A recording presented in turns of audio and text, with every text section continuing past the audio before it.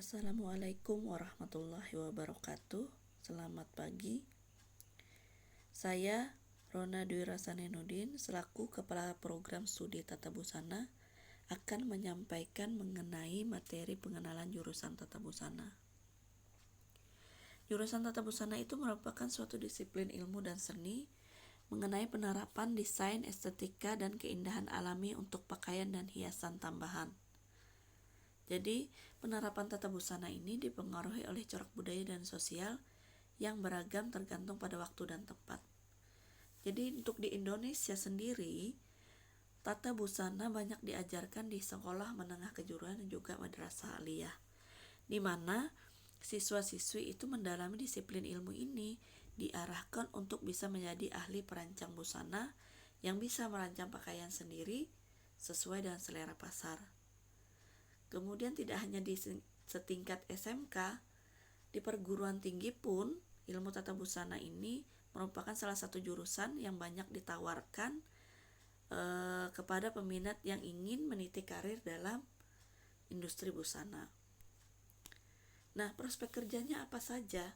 Prospek kerja jurusan tata busana ini tidak hanya sekedar menjadi seorang penjahit, tetapi bisa menjadi seorang fashion designer, bisa menjadi seorang fashion merchandising, kemudian bisa jadi merchandise design, kemudian bisa menjadi jurnalis fashion, kemudian menjadi fashion konsultan, jadi seorang fashion stylist, bisa menjadi desainer pabrik garment, bisa menjadi penjahit, dan juga bisa menjadi pengusaha sekaligus jadi seorang ahli tekstil. Nah, struktur kurikulum tata busana itu ada 3 muatan. Yang pertama itu muatan nasional, kemudian yang kedua muatan kewilayahan, dan ketiga muatan peminatan kejuruan. Dalam muatan peminatan kejuruan ini terbagi lagi menjadi 3. C1 itu dasar bidang keahlian, C2 dasar program keahlian, C3 kompetensi keahlian. Nah, di sini saya informasikan struktur kurikulum tata busana. Nah, di dalam muatan nasional ini ada mata pelajaran yang sifatnya umum ya, untuk semua jurusan dipelajari. Sedikit saya informasikan, hanya sekedar gambaran saja, nanti akan kita jelaskan lebih lanjut. Nah, muatan kewilayahan juga ini sifatnya umum masih ya, semua jurusan mempelajari. Nah, ini yang struktur kurikulum jurusan khusus tata busana pelajari, yaitu muatan peminatan kejuruan. C1 dasar bidang keahlian. Nah, C1 itu ada simulasi dan komunikasi digital, kemudian ada IPA terapan dan kepariwisataan. Kemudian di C2 ada dasar program keahlian. Yang pertama itu pengetahuan bahan tekstil, kedua dasar desain, ketiga pembuatan pola, yang keempat itu teknologi menjahit. Nah, pada C3 itu ada kompetensi keahlian, yaitu desain busana, pembuatan hiasan busana, pembuatan busana custom-made, pembuatan busana industri, dan produk kreatif kewirausahaan. Ini struktur kurikulum yang kita pelajari yang akan diberikan nanti kepada siswa-siswi sekalian pada kelas 10, 11, dan 12. Selanjutnya ini sedikit saya gambarkan juga, saya tampilkan di slide ini mengenai kompetensi dasar dari masing-masing kompetensi-kompetensi yang akan diajarkan dari kelas 10 dan kelas 12. Jadi nanti bisa saya perjelas atau saya jelaskan lagi pada pertemuan selanjutnya atau sambil berjalan waktu kita pembelajaran. Ya. Di sini sambil saya lewatkan saja beberapa slide mengenai kompetensi dasar yang kita pelajari pada kelas 10, 11, dan 12. Nah, ini ya kompetensi dasar yang akan kita pelajari. Ini terakhir, produk kreatif dan kewirausahaan. Nah, selain pembelajaran yang akan kita tempuh nanti di kelas 10, 11, dan 12, kita juga akan melaksanakan kegiatan praktek kerja lapangan yang biasanya akan dilaksanakan pada semester 3 dan 4 di kelas 11. Jadi, kapan waktu pemberangkatan, di mana ditempatkan, nanti ditentukan oleh tim Pokja. Nah, apa salah satu program pembelajaran yang ada di SMK ini harus ada yang namanya kegiatan praktik kerja lapangan. Kenapa? Karena salah satu bentuk implementasi secara sistematis dan sinkron antara program pendidikan di sekolah dan program penguasaan keahlian yang diperoleh melalui kegiatan kerja secara langsung. Jadi, apapun yang kalian dapat selama ini di sekolah, selama kalian pembelajaran di sekolah, dan nanti apa yang kalian dapat di lapangan itu akan sinkron gitu antara sekolah dan tempat kita magang. Jadi di sini pencapaiannya itu penilaiannya nanti akan dibuat dalam bentuk sertifikat seperti itu, bahwa kalian telah menempuh kegiatan praktik kerja lapangan dengan penilaian yang diberikan oleh dunia industri atau tempat kalian magang. Nah, jadi kalian akan memperoleh pengalaman kerja secara langsung gitu ya, ketika melaksanakan kegiatan PKL ini akan memperoleh pengalaman secara langsung seperti apa bekerja atau seperti apa sih menjahit yang langsung berhadapan dengan konsumen. Disiplin ilmu apa yang kalian dapat ketika berhadapan langsung di lapangan. Kemudian budaya kerja seperti apa yang akan kalian hasilkan dari kegiatan praktek kerja lapangan ini. Nah, selanjutnya tujuannya apa? Tujuan apa dilaksanakannya PKL ini? Pertama, memberikan kesempatan bagi siswa untuk mengenal dan mengetahui tentang dunia industri.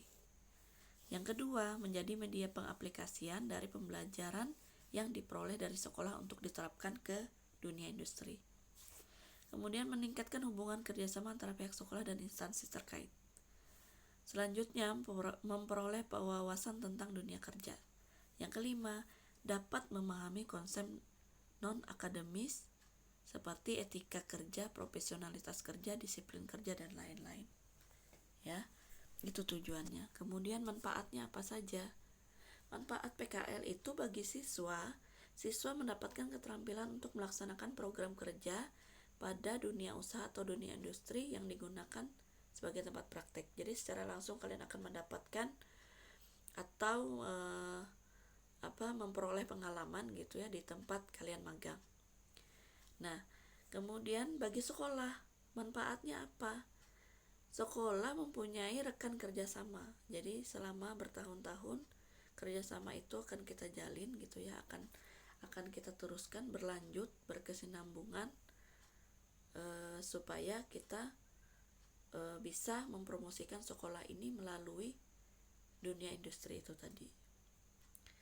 Nah, bagi tempat kerja itu manfaatnya apa? Manfaatnya mereka bisa memenuhi kebutuhan tenaga kerja lepas yang berwawasan akademis. Jadi mereka tidak hanya memiliki karyawan saja, tetapi mereka juga bisa memiliki tenaga kerja yang secara tidak langsung mereka terbantukan, atau mereka bisa merasa terbantu dengan kehadiran siswa-siswi yang magang di tempat mereka. Nah, siswa-siswi yang melaksanakan PKL ini akan diantarkan nanti ya, akan berangkat, diantarkan oleh pembimbing, kemudian diserahkan kepada tempat PKL itu, kemudian dimonitoring juga, kemudian akan diberikan penilaian, dibuatkan dalam bentuk sertifikat seperti itu ya, bahwa selama ini kalian sudah menempuh PKL ini dengan predikat kompeten gitu ya.